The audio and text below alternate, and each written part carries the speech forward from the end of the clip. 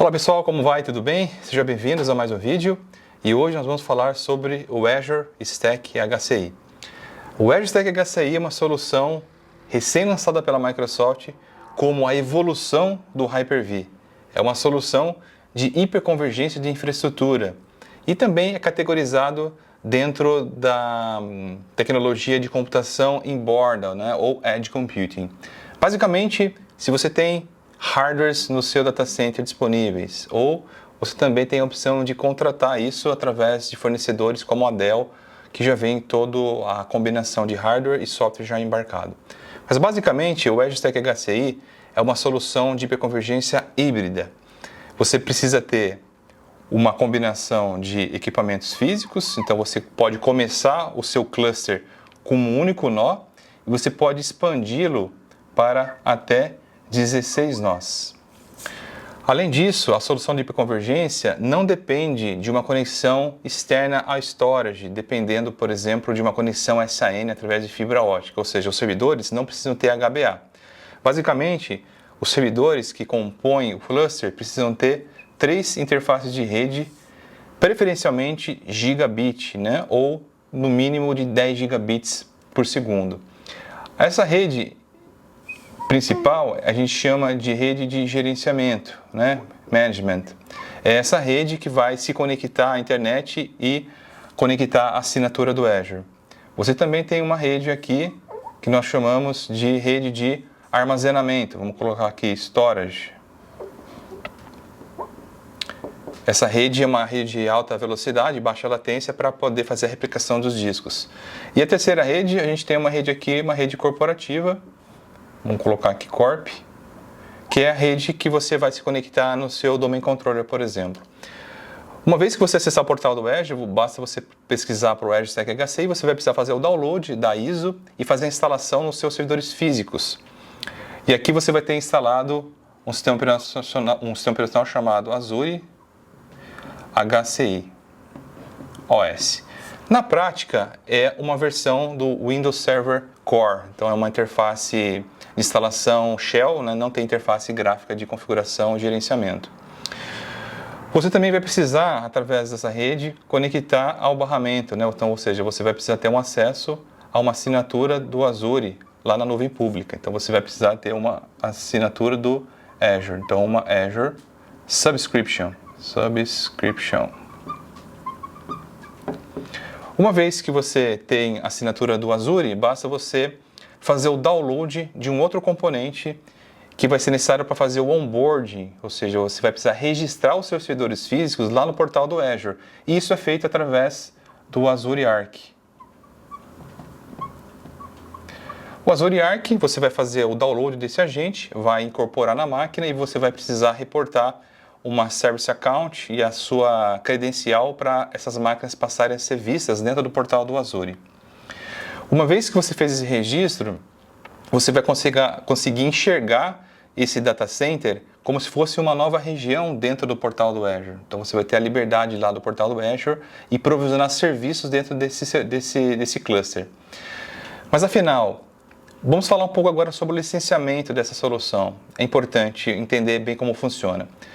O licenciamento é baseado em processadores físicos. Então vamos imaginar aqui uma máquina que tenha um socket, uma pastilha física, com 4 physical cores. E a mesma coisa para essa segunda máquina aqui, como exemplo. Então você vai ter um custo inicial de $10 para cada physical core. Então nesse exemplo aqui eu teria 4 vezes 10, $40, vezes 2, que são 2 máquinas, eu teria um custo inicial mensal, é uma assinatura de $80 por mês. Opcionalmente, você também pode incluir um add-on que custa aproximadamente $23 para cada physical core, que vai permitir você rodar ilimitadas máquinas virtuais rodando o Windows Server. Então você pode ter licenciar os seus servidores físicos, né, e você ter toda a disponibilidade de rodar a última versão do Windows Server ali. Claro, e também além de servidores Linux. Uma vez que você tem o cluster formado, inclusive a formação do cluster ela não é feita on-premises, vale lembrar, uma vez que você fez o onboard no Azure, é lá pelo portal do Azure na nuvem pública que você vai fazer essa configuração. Então você vai criar o cluster baseado nas suas informações dos servidores que já estão reportando lá. Esses servidores precisam ser membros do Active Directory, então isso não elimina a necessidade de você ter um diretório do Active Directory na sua rede local. Esses servidores precisam ser membros do domínio. Inclusive, um dos requisitos iniciais é você inserir as máquinas do domínio e ter umas contas de serviços criadas aqui. Uma vez que você formou o cluster e você tem a sua assinatura da Azure devidamente licenciado, você já pode começar a provisionar os seus serviços rodando ali. E aqui a gente tem 3 principais serviços e 2 deles muito populares, inclusive, rodando no Azure. O primeiro serviço são as máquinas virtuais, né? As famosas Virtual Machines. Então você vai lá no portal do Azure, você vai criar uma máquina virtual e você vai falar onde você quer provisioná-la. E lá você vai ter o seu cluster, ou seja, a sua região do Azure. Ele vai, através de uma imagem, ele vai fazer o download da imagem lá na galeria, pode ser um servidor Windows ou Linux, e vai provisionar essa máquina virtual rodando no seu data center. O segundo item você pode também ter um cluster de AKS, ou seja, o Azure Kubernetes Service. Você pode criar um cluster de AKS nesse cluster físico no seu data center e provisionar as suas aplicações através de uma esteira de DevOps e a partir de um container que foi criado a partir de uma imagem Docker, por exemplo. Você pode integrar esse serviço através de um serviço chamado Azure Registry.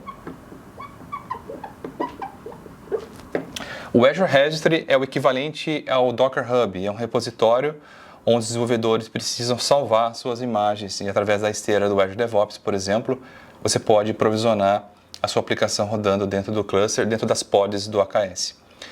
E recentemente a Microsoft também permite clientes implementarem soluções de Azure Virtual Desktop. Ou seja, o Azure Virtual Desktop ficou muito popular, especialmente no período da pandemia, onde os funcionários passaram a trabalhar remotamente, mas precisavam ter uma área de trabalho com Windows acessado remotamente.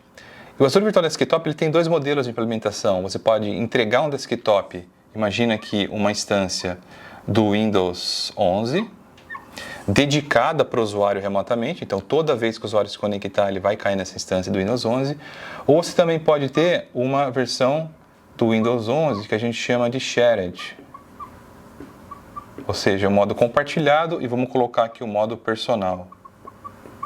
O modo Shared, o modo compartilhado, você pode ter uma única instância, mas plugar vários usuários simultaneamente. O Azure Virtual Desktop é a única solução de VDI hoje no mercado que permite você entregar uma sessão de compartilhado de Windows 11 multi-sessão. Né? No Azure isso já existia, então você pode dar e entregar o melhor de VDI para os usuários. Ou seja, ter uma experiência realmente de Windows 11 nativa e não naturalmente como outras empresas fazem, que é você entregar um Windows Server com uma experiência de desktop Windows. Mas não é isso, você realmente vai entregar uma versão do Windows 11, a versão Enterprise, e permite o usuário conectar somente no desktop e ter acesso às aplicações, inclusive aplicações legadas, ou no modo Remote App, que é uma forma de você entregar somente o aplicativo publicado para o usuário. Essa solução de VDI rodando no Azure Stack HCI ou no Azure Público vai de acordo com o modelo de confiança zero, que é não depender de VPN site-to-site ou client-to-site para você fazer essa conexão segura ao seu ambiente. Reparem que o ambiente físico ele depende de conexão com a internet para reportar essa assinatura mensal. O Azure Stack HCI você pode deixar desconectado do portal do Azure até 30 dias. Então, até 30 dias é o período que você consegue gerenciar o seu ambiente sem conexão com a internet. A partir disso, todos os serviços que já estão provisionados no ambiente, eles continuam funcionando, só que você deixa de ter a possibilidade de criar novos serviços pela falta de conexão e também de não visibilidade, né, do ambiente. Então você precisa restabelecer esse ambiente para você ter toda essa segurança. Bom, a replicação dos discos é importante também, né? Como é uma solução de hiperconvergência, você vai ter rodando discos locais aqui. Esses discos locais, físicos, eles são replicados dentro do cluster através de uma tecnologia chamada Storage Space Direct, ou conhecido como S2D. O O Storage Space Direct, ele cria um pool de capacidade de armazenamento baseado nesses discos físicos e dependendo da quantidade de nós que você tem, você pode ter uma resiliência maior na sua tolerância a perder um disco. Então, por exemplo, claro, apesar do HCI permitir você ter um cluster de um nó só, mas quando você tem um nó só, você não tem resiliência nenhuma. A partir desse momento, quando você tem pelo menos dois, você já consegue criar um RAID 1, por exemplo, um espelhamento de disco. Então, imagine que você tem aqui um disco de 1 TB e você tem um disco de 1 TB aqui. Quando você vai e cria um disco virtual de 1 TB, então ele vai precisar de 2 TB para poder fazer essa replicação. Então, claro, né, você vai perder a metade do armazenamento pela resiliência que você precisa. Se você tem 3 ou mais nós, você já pode pensar numa resiliência de RAID 5 ou RAID 6, por exemplo. Até uma combinação de RAID 1 mais 0 ou RAID 0 mais 1. E você tem a tolerância de você perder um disco, então, por exemplo, você pode perder um disco que o seu serviço rodando nesse cluster sobrevive, ou você pode também até, inclusive, perder um nó físico inteiro, que os outros discos e os outros servidores físicos vão compor a solução para poder manter o serviço funcionando. Então, em linhas gerais, o EdgeStack HCI é uma solução de hiperconvergência, você já pode, inclusive, provisionar dentro do seu ambiente. Aí você tem a possibilidade de utilizar o hardware que você já possui, respeitando as características de requerimentos físicos e técnicos que são necessários, ou você pode pesquisar o catálogo da Microsoft através de parceiros já homologados, por exemplo, como a Dell, para você ter uma garantia de que o hardware foi testado e você já contrata esse equipamento pronto para você colocar no seu rack. E se você então tem uma necessidade de ver uma solução para substituir o seu hypervisor atual, seja ele uma solução de terceiro ou até o próprio Hyper-V, ter uma gestão moderna do seu ambiente, sair do modelo tradicional chamado Failover Cluster Instance para um modelo de hiperconvergência, sem dúvida essa é uma solução excelente para você avaliar. Bom, vou deixar os contatos aqui embaixo e aqui importante. Essa solução, para você fazer o teste em laboratório, você vai depender de servidores físicos.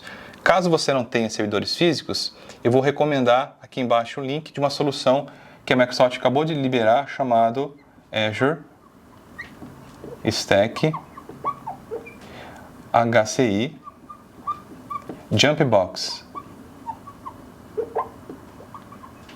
O EdgeStack Jumpbox é uma solução empacotada dentro do portal do Azure.